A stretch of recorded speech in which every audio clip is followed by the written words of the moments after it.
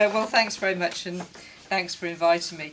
I want to illustrate the question that's been posed by looking at a concrete recent example. That's to say, what I describe as the new European left parties. And I think it's very, very important that we do understand this political current, not just because they're major players in European politics, but also because over the last couple of decades they've been as in the movement more broadly in Britain, our allies in struggles against austerity, and in particular our allies in anti-war campaigning. So many of these parties we've worked with and are familiar with. But of course they're also, depending on what happens on November the 30th, for those who are involved in left unity, they're also potential partners for a new left party in Britain. So important to understand. So what I want to do is very briefly explain their origins, try and remove some misconceptions about them,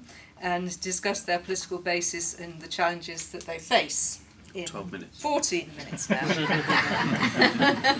So most of us, we're now familiar with parties like Syriza, Bloco, Front de Gauche, Die Linke, and so on.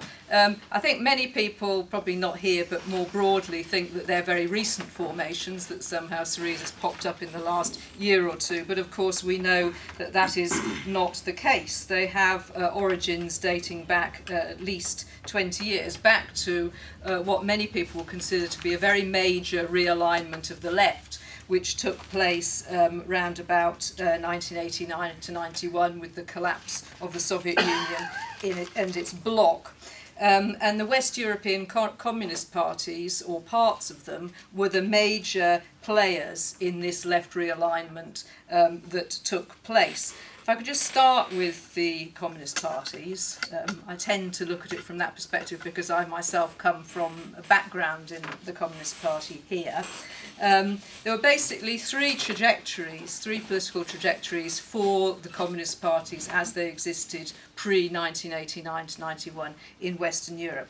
First of all, those who more or less refused to recognise that anything changed and basically became sects on the road to nowhere with a kind of dogmatic quasi-religious approach to Marxism-Leninism, so we won't talk about them. Secondly, the Euro-communist parties, or wings of Euro-communist parties that went towards social democracy. The obvious examples are the majority of the Italian Communist Party, the PCI, and sections of the Spanish Communist Party under Santiago Carrillo, who'd been a sort of leading light in Euro-communism in the 70s. Now, Euro-communism developed in the 1970s in an attempt to try and differentiate the European communist parties from the Soviet model. You know, they were getting a bad press from being associated with it, particularly after '68, and also people genuinely within the communist parties wanted to try and do things differently.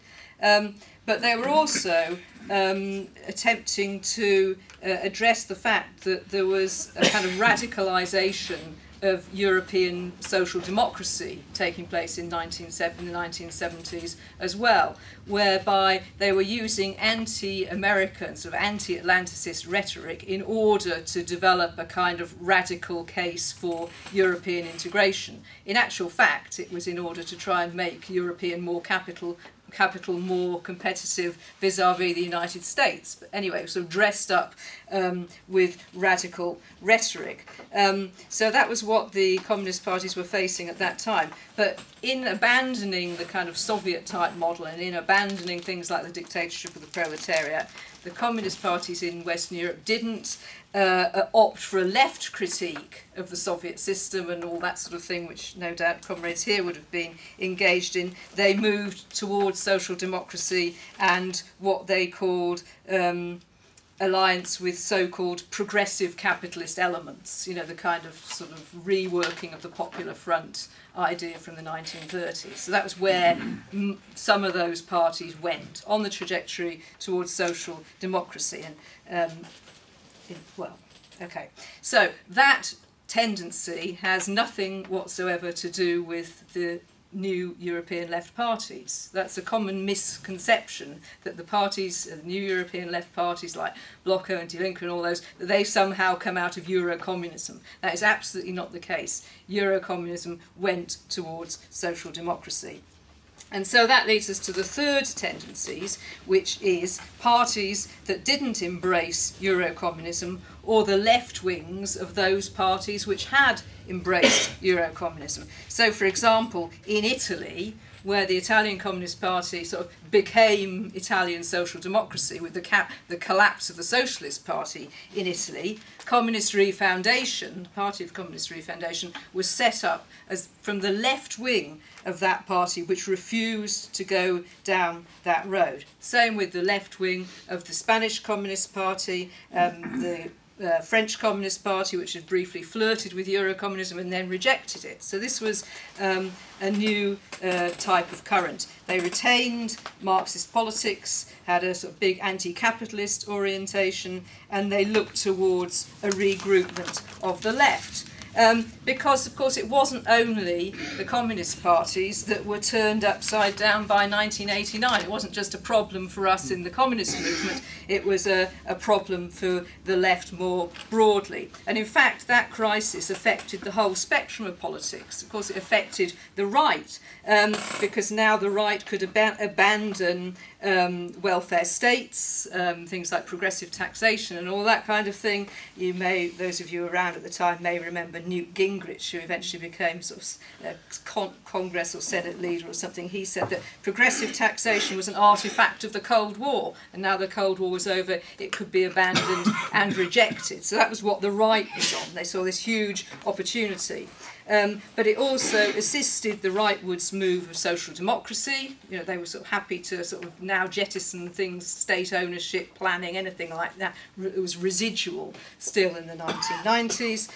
But the Trotskyist left was affected in the same way, as I'm sure comrades here who were around at that time will recall. And some on the Trotskyist left moved towards social democracy or out of politics altogether, in the same way as happened to the communist movement. And there was much confusion, political confusion at the time as well. If I can just mention that Tariq Ali himself dedicated a book to Boris Yeltsin at that time, who of course was subsequently understood to be a puppet of the IMF. Boris, that is.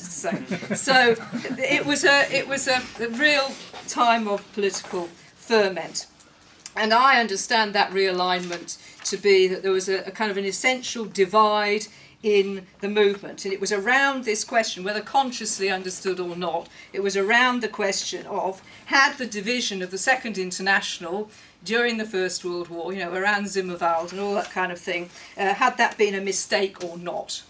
And people like Eric Hobsbawm, you know, a lifetime in the Communist Party, concluded, yes, it was a mistake. It had sort of somehow divided the progressive movement, where in actual fact, you know, it had been the founding of the anti-imperialist movement and so on, the communist movement. It made the Russian Revolution possible and all that kind of thing. So it was a kind of historic divide there. So people like Hobsbawm said, yes, rightwards trajectory, and the realigned new European left said, no, it hadn't been a mistake, and they basically defended the politics of the Russian Revolution. And on that basis, those new parties and new formations were able to draw together a much wider range of forces than had previously been the case. You know, previously, okay, communists have been on our own with a few fellow travellers or whatever. Now, as many of you will recall, new formations came together, very often together with parties from the Fourth International across Europe, playing very strong roles. Also post-68 parties and movements, you know, radical left parties, radical movements, and so on. So the question, if I could just reduce it down to something a bit, you know, basic, is it became a division around for or against the Russian Revolution, irrespective of what positions we'd taken during the period of the existence of the Soviet Union, but now we were facing such a major onslaught from global capital that divisions, what we thought about what happened in the Spanish Civil War, were no longer the most important thing, and we had to get beyond that.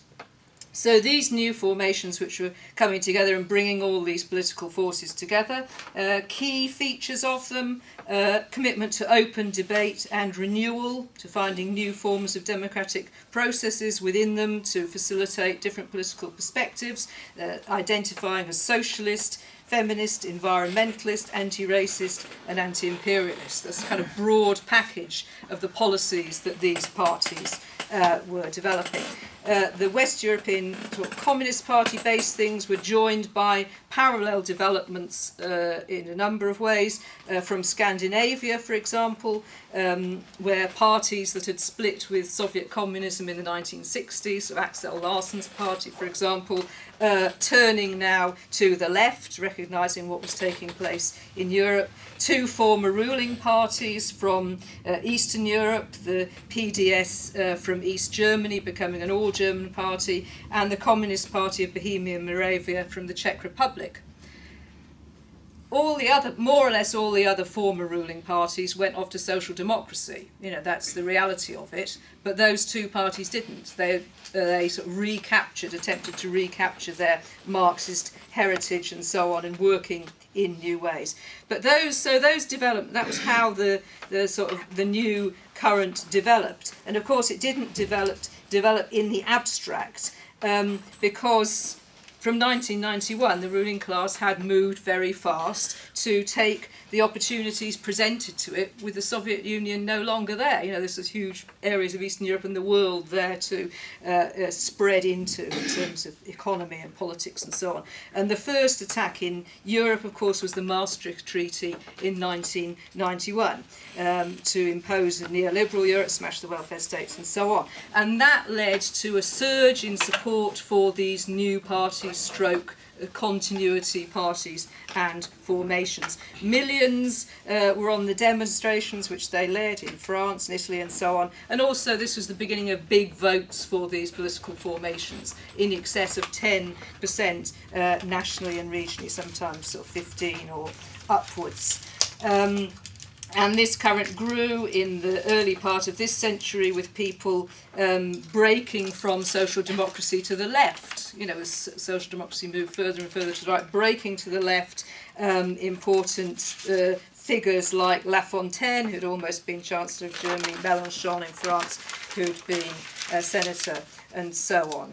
And so basically they were parties that saw the necessity for working class parties to challenge capitalism and to bring representation, political representation, back to the working class. I'll just go on very quickly to challenges in about 3 minutes. So challenges in the wider movement, the sort of movement emerging on the left or sort of out of the communist movement. There are obviously some divisions, and some divisions which have actually turned out to be of fundamental importance to European politics. Firstly, the Greek Communist Party, the KKE, and the Portuguese Communist Party, which haven't sort of, because of their mass base, because of their role in the class struggle and revolution in the past decades, you know, they've continued with their own separate trajectory. And they've actually been in the United European Left group in the European Parliament with all these other parties, but they refused to go into the European Left Party when it formed in 2004, which drew together most of these parties.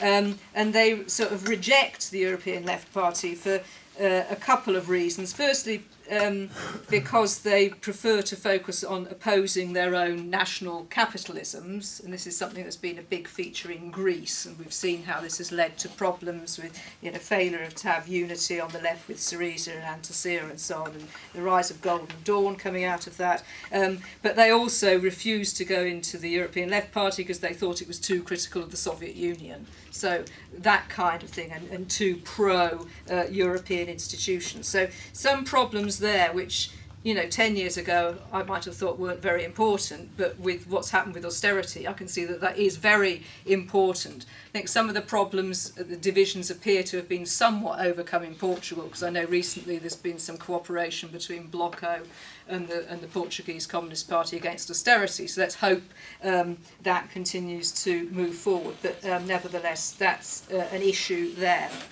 And then second problem, in the question of when in power, which I think was discussed in the previous section. But I think the key issue for all of these parties is when in coalition, because obviously these parties with the level of support that they get are likely to go into coalition either regionally, nationally or locally, and they certainly do. How do they avoid being dragged on to the social democratic agenda of cuts and so on? So how do you have a situation where you're willing to engage in power but you don't compromise or collaborate inappropriately or at all, in fact? And the examples of that, what happens when you do that, is very, very clearly shown.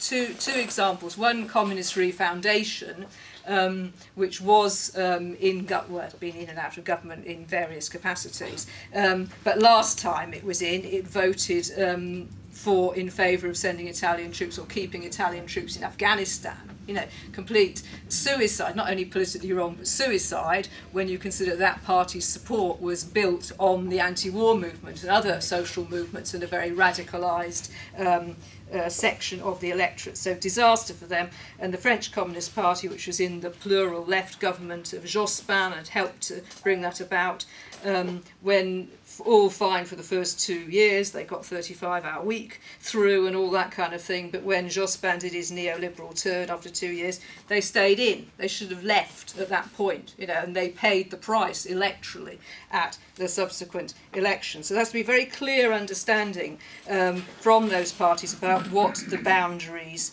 are. So I'm going to try and just wrap this now up in 1 minute. So I suppose in terms of looking back to the past around that kind of dilemma, it's how to work with others in the interests of the working class, which can obviously include working with left social democrats or whatever at certain points, but how you avoid going down the kind of popular front road of the 30s or the kind of Euro-communist road of the 1970s, where you're somehow subsuming or subordinating the interests of the movement and the working class in the interests of some kind of broader cooperation. You know, and I think, as far as I understand it, or I see it, that is the sort of the thing that has to not happen under any circumstances, you know, that one goes into that kind of cooperation. But on the other hand, if we are to be serious about political representation of the working class, we can't just engage in revolutionary rhetoric, and we have to work out, you know, how we get involved in taking power. If we're voted in by the working class electorate, you know, how do we represent their interests without selling them out? And there's no way around coming to some kind of conclusion about that, because that is the big challenge facing these parties, and hopefully at some point we're going to be in a situation in Britain to be facing that challenge as well.